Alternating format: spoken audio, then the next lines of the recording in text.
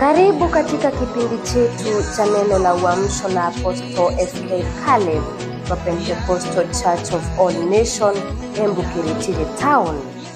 Karibu katika ibada zetu Jumapili kuanzia saa 4:30 hadi saa 7. Ibada za katikati ya wiki kila Jumatano saa 10 hadi saa 12 na one on one kila Jumatano saa 4 hadi saa 9 jioni. Tupigie simu kwenye nambari 0712059113. Karibu katika mafunzo ya siku ya leo. Asante sana watazamaji wetu wa Uvoro TV na wale wanatusikiza katika other platforms. Karibu tena katika kipindi chetu cha neno la uamsho ambacho kinaendelea sasa hivi. Tunaendelea kuamini Mungu anaenda kutubariki na kutuinua. Bwana, katika jina la Yesu tunaomba wakati kipindi hiki kinaendelea, endelea kubariki watu wako kwa jina la Yesu Kristo. Katika kipindi cha leo nataka kuleta neno ambalo tuliuzia katika kipindi kilichopita, ambacho ni umuhimu wa maombi ya kufunga na kuomba, the importance of the reasons for prayer and fasting. Kwa nini Mkristo? Kwa nini Mkristo anapaswa kuwa Mkristo ambaye ni muombezi? Kwa nini maombi? Kwa nini kufunga? Tuliangalia tukaona wakati tumefunga kula na kunywa, we attract the presence of God. Tukaona pia kufunga kula na kunywa is a way of humbling ourselves to the Lord. Kama vile neno la Mungu linasema katika kitabu cha Petero, tunyenyekee mbele za Bwana naye ataweza kutuinua wakati wake ukifika. So we also saw that prayer and fasting inatusaidia kutupatia direction, kutupatia mwongozo wa kuelekea, kama vile Mungu alielekeza Ezra, akamwambia Ezra, utafanikiwa katika safari. Kwa sababu gani?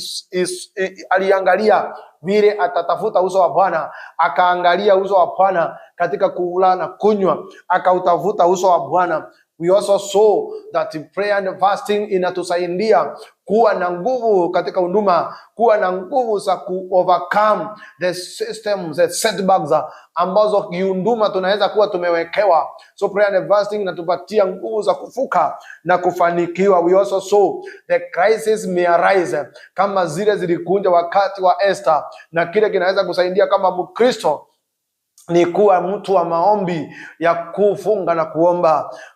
So leo nataka tuendelee na kuangalia the reasons for prayer and fasting. The reasons for prayer and fasting, ya kwamba leo tuangalie one reason is to overcome the impossibility. To overcome the impossibility. Kuna impossibility ambazo watumishi wa Mungu ambazo tunapita. We can face a lot of impossibility ambazo shetani anawekea vikwazo, anaweza kutuwekea milima, anatuwekea setback, lakini neno la Mungu linasema in Mark 10:27 ya kwamba what is impossible with man, with God all things are possible. Kile jambo ambalo tunaona sisi hatuwezi, yale mambo tunaweza kuta yako mbele yetu na ni mambo magumu sana. Katika kipindi cha leo na kuhimiza ukienengage maombi ya kufunga na kuomba, God is able to make the impossible possible kwa jina la Yesu Kristo. So ninakuombea leo uendelee kunjua hivi ya kwamba yale mambo ni magumu sana. Kama utakuwa mtu wa maombi ya kufunga kula na kunywa, uko na uwezo wa kufuka, uko na uwezo wa kupenya, uko na uwezo wa kuwa na breakthrough. Na siku ya leo kuna breakthrough inakungojea. Namba za simu ziko pale, unaweza piga tuombe pamoja, unaweza andika ujumbe tuweze kuendelea kuomba ya kwamba ile jambo ambalo unaona ni impossible, endelea kuamini pamoja. Tukiomba na tukifunga pamoja, tutaamini kuwa impossibles are possible kwa jina la Yesu Kristo. So jambo la pili ambalo linaletwa, the reasons why we pray and fast, is to activate spiritual gifts. and the callings that are in us. They are spiritual gifts. Zinaweza kuwa ni dormant in our lives. Kunaweza kuwa kuna calling, kuna unduma ziko ndani yetu, kuna unduma ya maombi, kuna unduma ya mahubiri, kuna unduma ya uimbaji, kuna unduma ya kitume, kuna unduma ya kinabii ambayo imekwama. Lakini katika kipindi hiki cha neno la uamsho tumekuja kusema kiamke. Hiyo kipawa kiamke sasa. You are going to arise and shine. You are going to wake up from the slumber. You are going to wake up from the spiritual slumber. That calling, that prophetic gift ambayo imekwama siku nyingi. Sijui ilikwama kwa sababu gani, sijui ni vikwazo vya aina gani, sijui ni laana za mna gani, sijui ni madhabahu likanyanga na yale madhabahu litoka kule mkatetenisha, ukaambiwa hutafanikiwa na ukaenda, na ulipoenda kutoka hiyo siku ukaacha kusikia Mungu. Leo nimekunja na neno la uamsho, ninakuamsha katika vifungo hivyo. Labda Mungu alikuwa anakunenea katika maombi, labda ulikuwa unapata vision and dreams, lakini sasa auendelei, lakini sasa ufanikiwi. Nimekuja na neno la uamsho, uamke sasa kwa jina la Yesu Kristo. As you engage prayer and fasting, you are going to rise up. The calling are going to be activated. Your calling is going to be activated through prayer and fasting in the mighty name of Jesus. So fasting cultivated the anointings in our life. Anointing inaamuka, anointing ile ililala, upako uliolala, upako ulio juu yako unakuwa activated through prayer and fasting. Na kwa hivyo ninakuombea siku hii ya leo upokee neema, upokee, uamke katika kulala, uamke katika kuzimia. Kile kipawa kimezimia kiamuke sasa katika jina la Yesu Kristo. There are dormant gifts in you. So today I am declaring, I am stirring them up. In this episode, I'm steering the gift. Katika neno la uamsho, we are preparing the church. We are getting ready the church to prepare people of God. According to Luke 1 chapter 1 verse 17, we are preparing the body of Christ.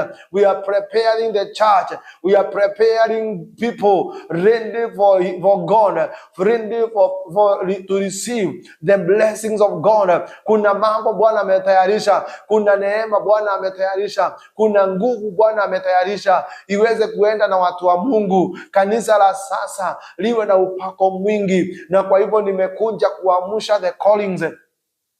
Siku moja nilikuwa Burundi, Mungu akanena akaniambia, go every nations, go to every nation and revive the gifts, revive the apostolic gifts, revive the prophetic gifts, revive the worship teams, revive the choirs. Kwa hivyo kila kipawa ambacho kinanisikiza, yeyote ambaye anasikiza ujumbe huu, ninakutangazia uamke. Whether you are in Kenya or outside the Kenya, whether you are in Africa, whether you are in Europe, wherever you are, I declare, arise and shine, for your time has come. Wakati wako umefika wa kuamka. I am steering your callings. I am steering your prophetic calling. I am steering your prophetic calling. Wake up from the slumber now, because through prayer and fasting there is activation. There is activation of anointings. Unaenda kuamka katika jina la Yesu Kristo. Now, number 3 reason why we pray and fast. Why we pray and fast. Reason number 3 is to receive a specific breakthrough in our life. Is to receive a specific breakthrough. Ninamaanisha nini? Namaanisha hivi ya kwamba kunaweza kuwa kuna jambo unaloliombea.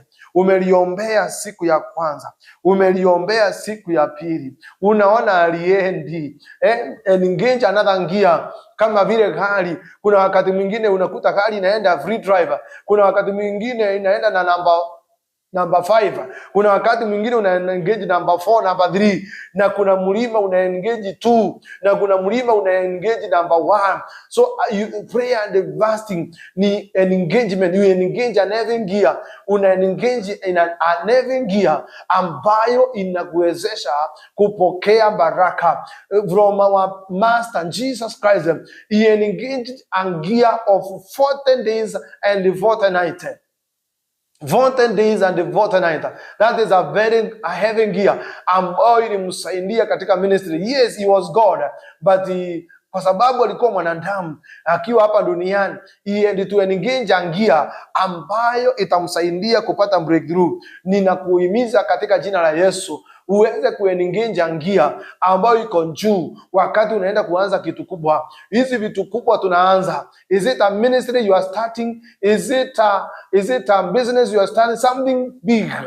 It demands something big. Anything big demands big gear. Unapaswa kuengage gear kubwa. Unaengage hii mlima unataka kupanda, mlima mkubwa ya masomo ya mbali. Unataka kuengage kwa biashara ya mamilioni. Unataka kuengage na ministry kubwa. Unahitaji uengage an heavy gear ya prayer and fasting before you start it, so that you may be able to see the breakthrough in the mighty name of Jesus' name. We see the man of God Daniel.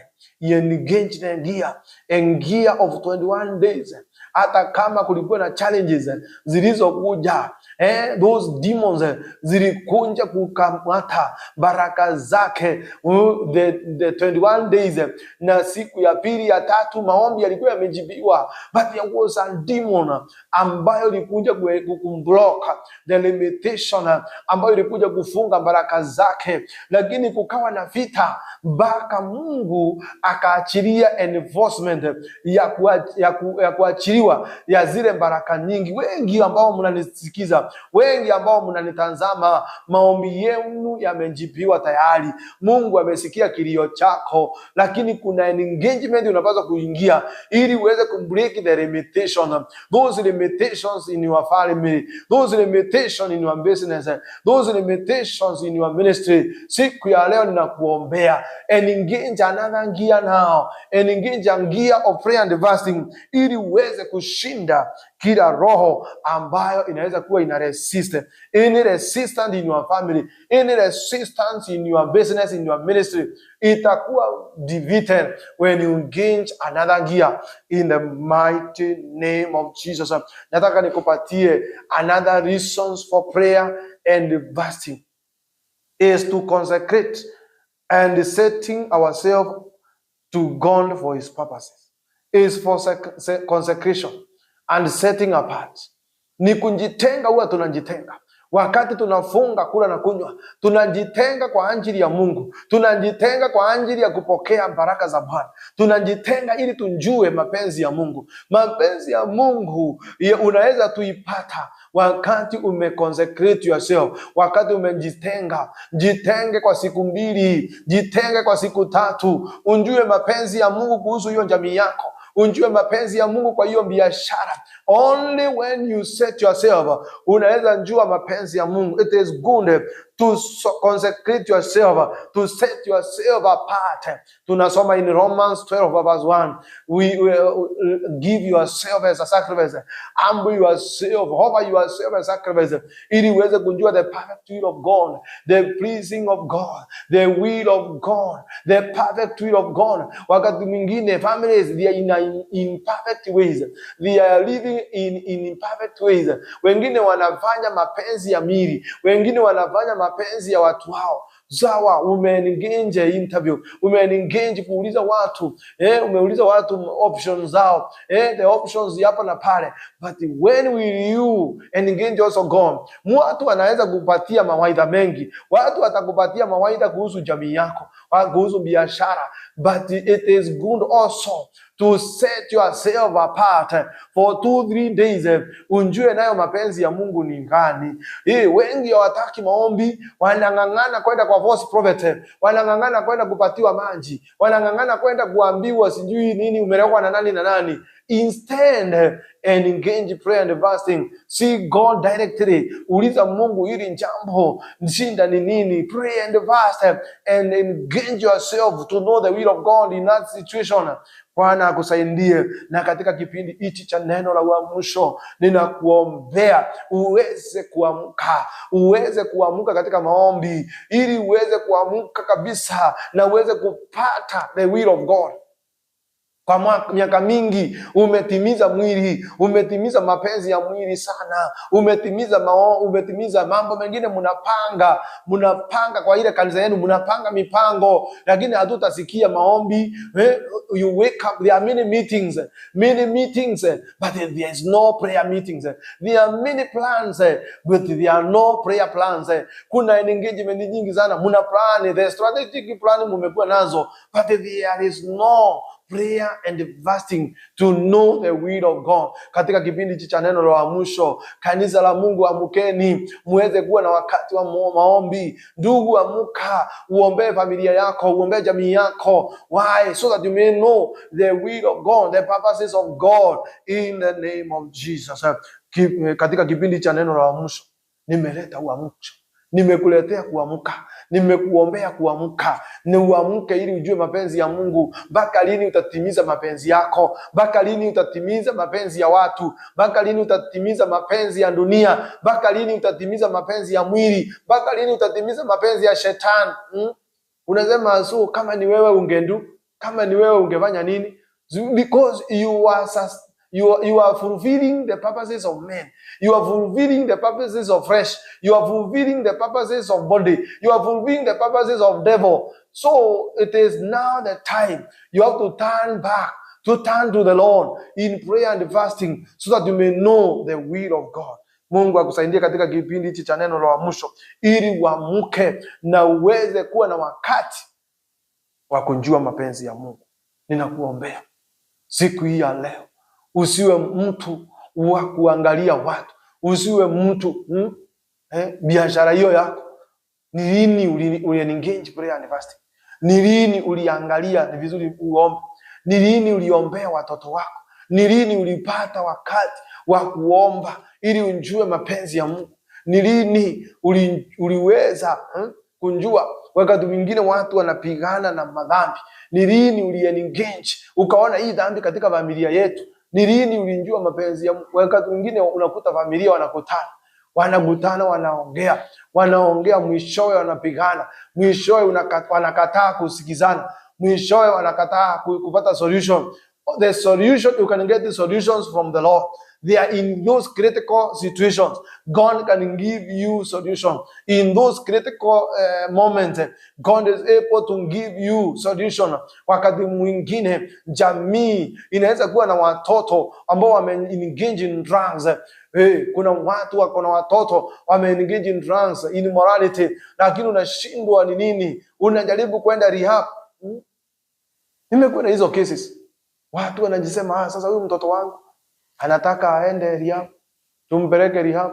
Wanaenda rehab mwaka moja, kutoka kwa rehab anarudi tena, anakuwa katika shinda tena. Unakuta there is still the boy is suffering, the young girl is suffering. Why? Because these people, they have not engaged prayer and fasting. Prayer and fasting is a weapon. It is a weapon. Why? Another reason why we need to engage prayer and prayer and fasting is because it's a weapon. It's a weapon by itself. Kuna vitu tumefanya, kuna maombi tunaweza ombewa tu na uombewe na uende. But when you go to prayer and fasting, you engage another weapon. Hii ni weapon utagonga. Hii ni weapon ambayo utapiga shetani, utapiga maovu, utapiga ile strategy shetani amewekea watoto wako. Ile strategy shetani anainuka, anapigana na wewe, anapigana na watoto wako, anapigana na jamii yako. It is good. It is good to have a time of prayer and petition and fasting, ili uweze kujua mapenzi ya Mungu. Jua mapenzi ya Mungu. Kwa sababu kama hutajua mapenzi ya Mungu katika maisha yako, kama hutajua mapenzi ya Mungu katika maisha yako, utakuwa katika shinda. Allow me to read a verse. Allow me to read these few verses here about prayer, about the prayer. Prayer and fasting. So when you are having prayer and fasting, you need to engage prayer like we are given here in Ephesians chapter 6, from verse 10. Finally, be strong in the Lord and in the mighty power. Put on the full armor of God, so that you may be able to take your stand against the devil's schemes. There are many schemes in this world.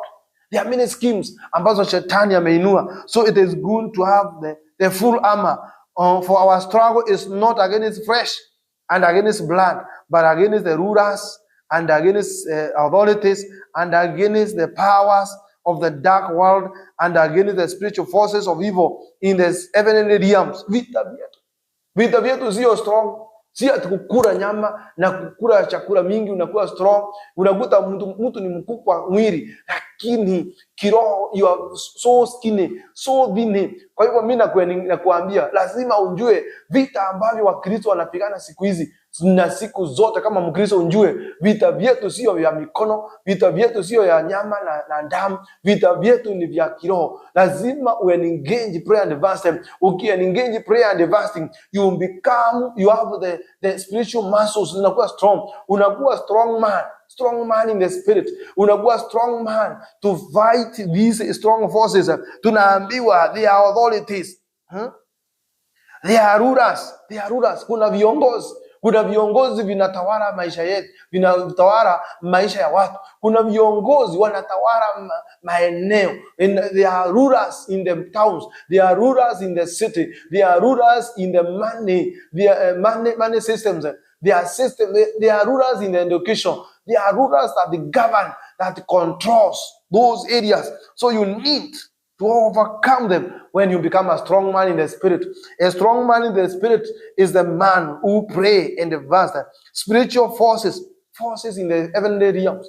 Forces. Kuna force. And a force is overcome by a force. Kama wewe si your force, lazima become a force. You become a force to overcome another force when you engage prayer and fasting. Kama wewe ni mtu wa maombi, kama wewe ni mtu wa kuomba, you become a force, you become a machinery ambazo kinaweza kuforce, ambazo kinaweza kung'oa, ambazo kinaweza pull down every force of darkness in the spiritual realms. Hizi ni maroho ambazo zinatawala ulimwengu, zinatawala ulimwengu wa pesa, zinatawala ulimwengu wa masomo, inatawala ulimwengu wa influence, inatawala. Wewe uko na kipawa, wewe ni MCA, wewe ni mtu unataka kuenda katika leadership, my friend. Kuna watu wako na forces, kuna watu wako na principality, unaenda kungangana na wao pale katika ile kiti.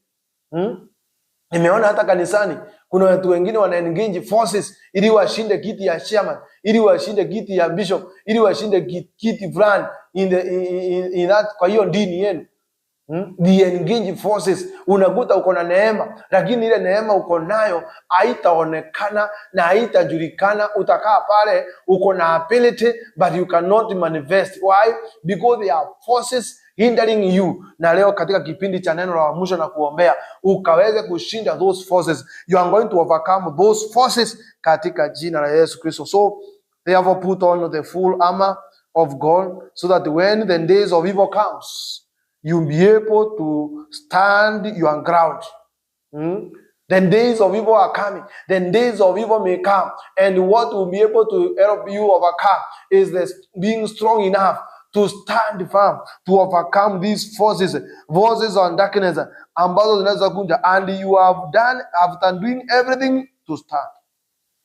Hiyo ni kumaanisha ukishasimama unapaswa kuendelea kusimama. Kuna waves zinakuja, kuna waves za evil doctrine, kuna waves za forces heretic churches zitakuja, occultic churches zitakuja, ziko na mafundisho maovu. Lakini yule mtu ameninginje, yule mtu ako na power, yule mtu amekuwa katika kufunga na kuomba na kusoma neno la Mungu, ako na stamina ya kushinda every force ambayo shetani anaweza kuja nayo. Stand firm then with the belt of truth buckled around your waist, with the breast of righteousness.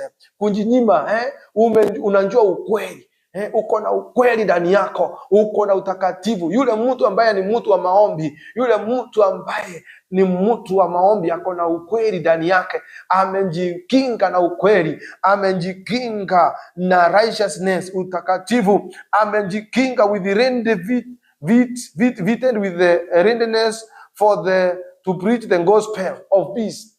Uko tayari, uko na utayari Wale watu ambao ni wa maombi ya kufunga na kuomba, they have the readiness to preach. They are not they are ready to preach. They are ready to go. They are ready to preach the gospel. Wako na utayari. Mungu amewatayarisha tayari. Mawazo yao, akili zao, miili yao, mioyo yao iko tayari. Calling zao ziko tayari. The ministry is ready to be used. Kama vile Mungu anasema, sisi ni vipawa, sisi ni vyombo ambavyo vimejitakaza, ziko tayari kutumika. Na kwa hivyo katika kipindi hichi cha neno la mwisho na kuombea uweze kuwa na readiness to go in the mighty name of Jesus, to go and preach the gospel. In addition to take up the shield of faith. Wakati umekuwa mtu wa maombi, your faith is raised. Imani yako inakuwa juu. Imani yako ya kujua impossible can be possible. Imani yako inakuwa strong. Unakuwa na shield ya kwamba hata flames zikikuja, hata arrows zikikuja, hata shetani akirusha nini, you are able to extinguish every flaming arrows of evil one, because umekuwa na nguvu za kuomba na kufunga. Taking the helmet of salvation, wokovu wako hata ukiwa na shakeups, hata wokovu wako ukikutana na mashakeups, you have an helmet ya mboni ya wokovu, inakuwa strong katika kichwa chako, kwamba hutachukuliwa na waves, hautachukuliwa na mawazo ingine. You are all time focused katika maombi na katika maombi ya kufunga na kuomba, ili uwe na nguvu. The sword of the spirit in which is the word of God. Nilikuambia katika kipindi kile kingine, katika maombi ya kufunga na kuomba lazima uwe na neno la Mungu hapa kwa hapa. Unaomba, unafunga, unaimba, unaomba, unasoma neno la Mungu, unakuwa fully armed. Hili na jambo lingine tuliona is that we pray in the spirit in all occasions with all kinds of prayers and requests. In mind, be alert and always keep on praying for all the saints. Nakwambia katika jina la Yesu, maombi ya kufunga na kuomba si maombi ya siku moja, ni maombi ya kila wakati na kila saa. Ni maombi ya kusaidia wewe, ni maombi ya kuengage the spiritual realm, ni maombi itakusaidia kugrow in the spirit, ni maombi ya kugrow the man, the inner man, the spirit man ya komae, amke na nguvu. Na katika kipindi cha neno la mwisho leo na kuombea uweze kuwa na uamko. Amka sasa katika slumber, amka in the spiritual slumber, amka katika kulala kiroho, uamke na nguvu za Roho Mtakatifu. Arise and shine, let your glory shine now, glory of the prayer and fasting. Amka katika maombi, amka katika kuendelea na kuomba, amka katika imani, uanze kuona impossibilities is possible. Amka so that you may be able to move the mountain. Amka ili uweze kufanya mambo makubwa. Amka ili uone miujiza. Amka ili uone miujiza katika maisha yako. Amka ili magonjwa iondoke. Amka ili laana ziondoke. Amka ili uwe na nguvu za kiroho kwa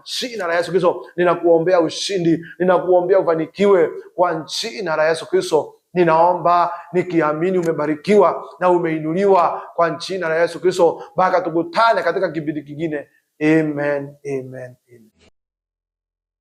Ili kusaidia injili hii kuwafikia watu wengi zaidi, unaweza kutuma mchango wako kupitia Paybill 874950, account number 113636. Mungu akubariki unaposimama na mtumishi wake na kushiriki katika kazi hii ya kiroho.